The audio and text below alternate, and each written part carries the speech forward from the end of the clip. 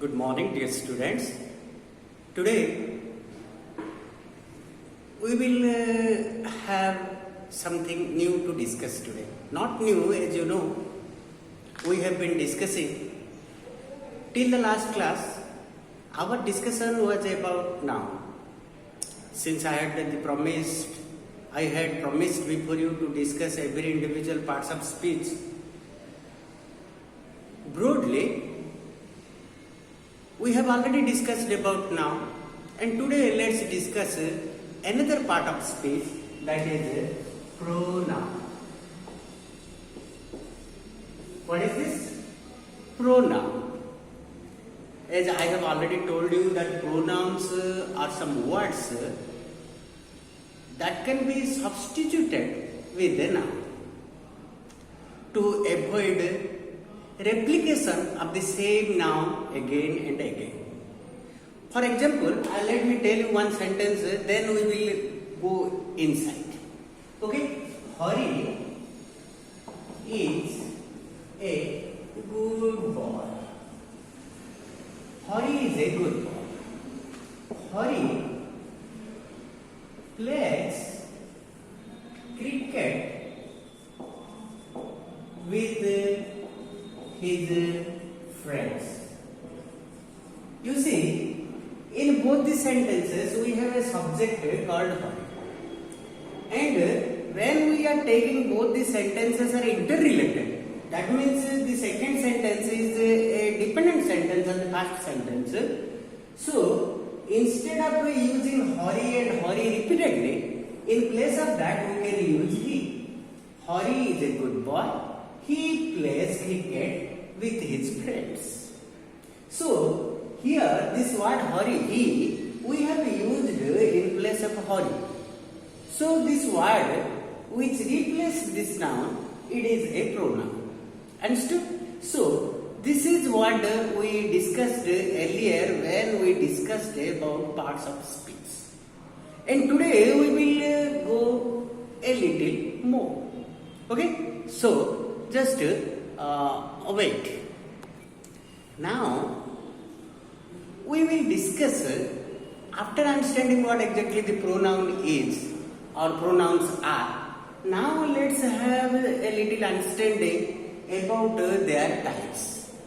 Basically, pronouns have been grouped under three such divisions. What are they? Number one is personal pronouns, which are very much related with persons. Similarly, we have another, number two, is interrogative pronoun. Means, as we know, interrogative means asking questions. So, some pronouns we have been using to have questions to others to get some answer. So, for that, we are using interrogative pronouns. There are again some other pronouns available in our language. They are indefinite pronouns. Means they are not definite. They are indefinite pronouns. And now we will discuss one by one so that we can have better understanding about the pronoun.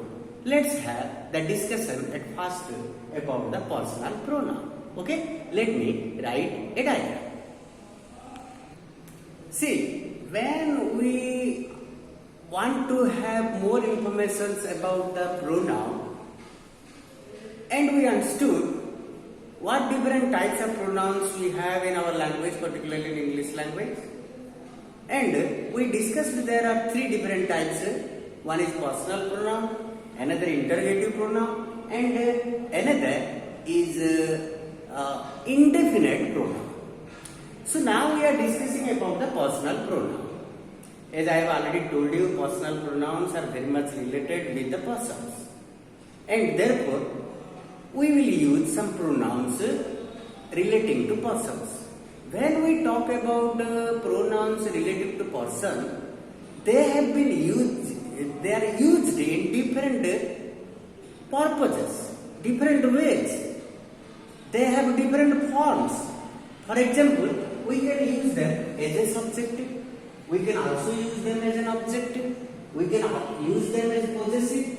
as well as we can use them as reflexive pronouns. One example I am giving you. Let's say when we talk about first person, we have the first is I. We often use I as a subject. I am a boy. I am not a professor. I am not a teacher. I am not a sweeper. I am not a blacksmith. So we use I at the beginning of the sentence. Therefore, I is functioning as a subject. Here, similarly, when we talk about the objective form of I, we can use me as the objective form, because whenever we use me in our sentence, we use as an object. For example, Robbie gave me his notebook, his English notebook. My father told me a story yesterday evening. So this is what we used me as an object of I. Okay, so we used me in the object place of our sentence. Similarly, when we talk about possessive case of I, then we can use my as well as mine. Similarly, when we want to use the reflexive form, it is myself. What is it? It is myself. Similarly, when we want to talk about we, it is us, it is our, and ours, ourselves. Similarly, when we talk about the second person, it is you. Objective form is also you. Your, yours, yourselves. We can use yourself, and yourselves also we can use. Similarly, when we talk about the third persons, we use he. It is him, his, himself. Similarly, if we use she, we use it doesn't have any objective. It has her and hers and herself. Herself. Similarly, if we use it, then we can have its possessive and itself. Similarly, if we use they, then their, theirs, and themselves. You see, when we are talking about the personal pronouns have been used in different ways. They are used as a subject, as an object, as possessive, as well as reflexive. And about them, we will discuss broadly. For another thing, let me tell you, you see, when we are talking about possessive cases have been grouped in two divisions, you see. Here, in possessive case, the first person, I, has mine and mine. Similarly, second person, our, ours. Third person, your, yours. Her, hers. Their, theirs. We are using possessive cases of the personal pronouns in two ways. You see, when we are writing this, we cannot write them directly. We can write, this is my pen. That means this mine is used before another noun. So, mine is functioning as an adjective. So, what we say, this one, this person of possessive is called possessive adjectives. possessive adjectives because they are functioning as an adjective. This is your book. Here book is used after the pronoun, the possessive pronoun you. But when we are using this mine, we are not using them as adjectives. They are simply possessive pronouns. They are simple possessive pronouns because before them and after them there is no other noun we use. For example, this pen is mine. This is my pen. Here when we use mine, we use pen after this mine.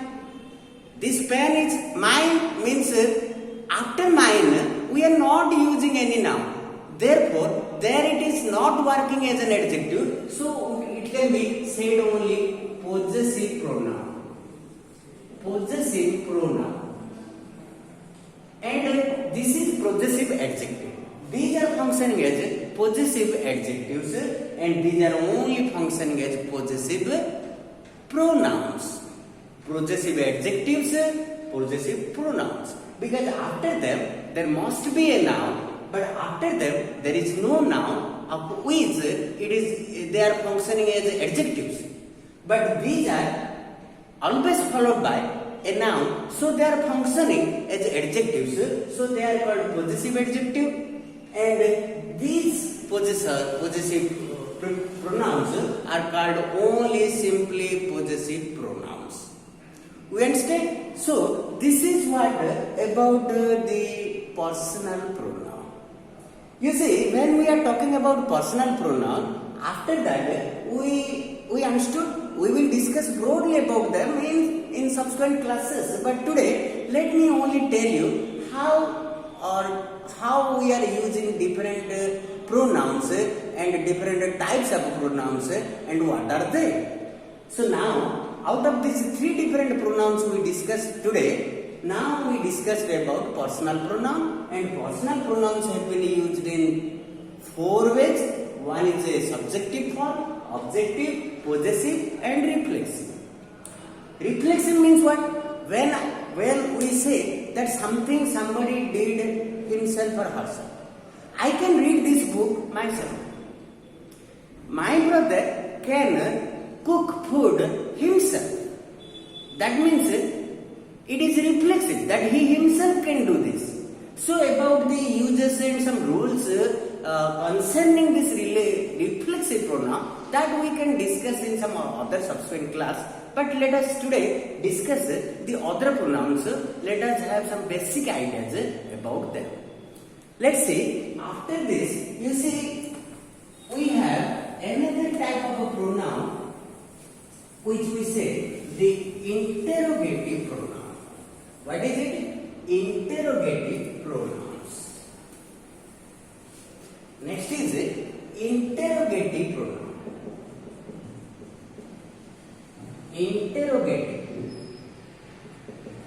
Interrogative pronouns have been used in similar way, but the concept is here that we use some words as interrogative pronouns to have questions about them, about something. We are using some pronouns, some double H words, so that as a pronoun, and we want some answer based on that. Okay. Similarly, they have been also grouped under four divisions. They have been used in different ways as the personal pronouns are in use. So, first of all, you say who. Its objective form is whom. This is whose. And it does not have its reflexive. Similarly, what? It does not have any objective. It has of what, and it does not have any possessive case. Similarly, which, it does not have any objective form, but it is a possessive case of this pronoun. We can use of which. So these are what we say the interrogative pronouns. Interrogative means asking questions. For example, what is your name? To whom you asked the answer of this question? Whose book is this? We are using them for different purposes. So we use who when we are talking about asking a question about the subject. We are using whom when we are asking a question about the object. We are using whose when we are asking something, the possessive case of the subject. Similarly, this what and which don't have their objective case, but they have their possessive cases. We will discuss about them broadly later on. You see, but here, who and whom, as we know, are completely used for persons. What and which used for things, non-living things, and which can be used to some extent for persons as well. But clearly, we use what and which particularly for non-living things, animals, places, some other things. Okay, but not for persons. See, when we talk about these interrogative pronouns have been used. These interrogative pronouns have been used in two ways. What is that? Can you tell me? Interrogative pronouns have been used as in two ways. One is interrogative adjectives and simply interrogative pronouns. We can use them as interrogative adjectives as well as interrogative pronouns. How? As you know, we know what exactly the adjective is. When some words are qualifying or enhancing the meaning of a noun, they are called adjectives. Now we can use, what is your name? We have written a sentence. We will write a sentence over here. You see, here, what is your name? See, here what is used at the beginning of the sentence is functioning as a subject. What book do you like? What book do you like? Here you see, what book means what? What is a question? It's an interrogative pronoun, but after this interrogative pronoun we have a noun. So this what, which is an interrogative pronoun, now related with this book and functioning as an adjective. Therefore, it is called interrogative adjective, because here what is functioning as an adjective. Therefore, it is interrogative adjective. Okay, so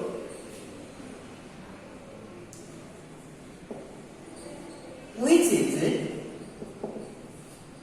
your book? Which is your book? There are some books available on the desk and someone is asking you within limiteds. So, which is your book? So, here you see, after this which, here is a verb.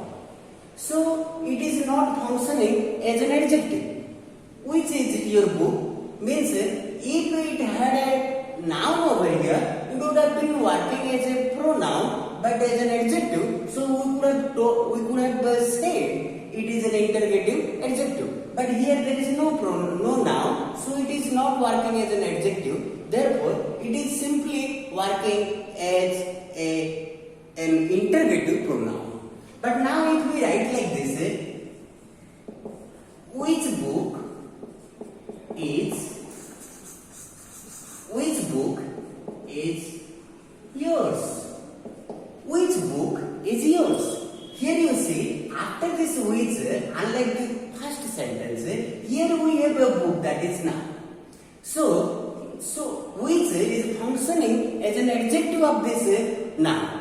So here we cannot say it is only the interrogative pronoun. It is used as interrogative adjectives. We will discuss broadly about interrogative pronouns and interrogative adjectives in specific classes where you can clearly understand. But today's is only to understand the basic concepts of the use of pronoun. Okay, now we understood two different pronouns.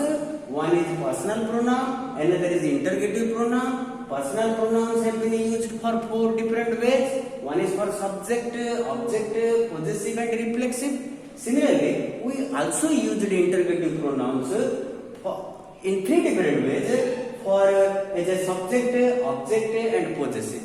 Interrogative pronouns don't have reflexive forms, but interrogative pronouns have been used in two ways. One is interrogative adjective and interrogative pronoun. If these interrogative pronouns are followed by a noun and functioning as an adjective, then these interrogative pronouns are called interrogative adjectives.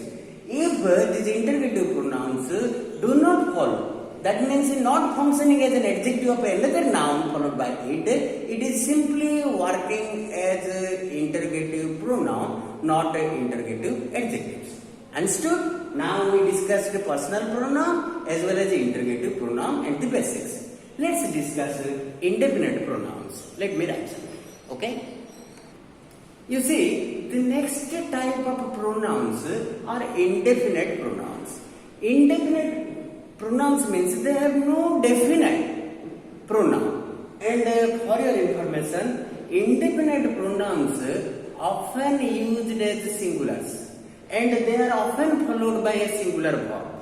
The subject and verb agreement can only be possible if the indefinite pronouns are followed by a singular verb.